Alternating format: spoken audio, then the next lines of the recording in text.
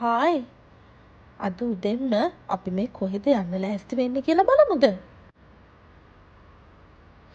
මේ ඇඳුම් ටික තමයි මං අපේ චූටි බබාට අද අඳන්න හිතුවේ. යාගේ කෑම එකත් ඉක්මනට හදාගත්තා. චූටි බබාවත් උදෙන්ම ඉක්මනට ලෑස්ති කරගත්තා.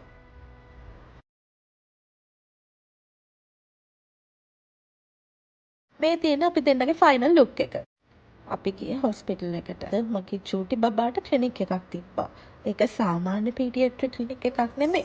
පොඩ්ඩක් ස්පෙෂල් ක්ලිනික් එකක්. ඒක early intervention ක්ලිනික් එක. මේ ක්ලිනික් එක මෙහෙයවන්නේ කමියුනිටි පීඩියට්‍රීෂියන් කෙනෙක්. ඒ වගේම ඒකට අදාළව ෆිසියෝതെරපි, ඔකියුපේෂනල් තෙරපි සහ ස්පීච් තෙරපි තියෙනවා. අද අපිට තිබුණේ ෆිසියෝതെරපි සහ ස්පීච් තෙරපි.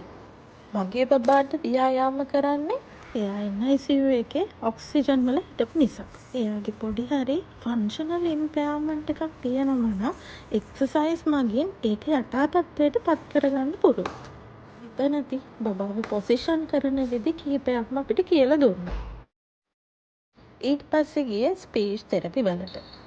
අපිට ඒකෙදිත් ඇක්ටිවිටීස් කිහිපයක් කියලා දුන්නා.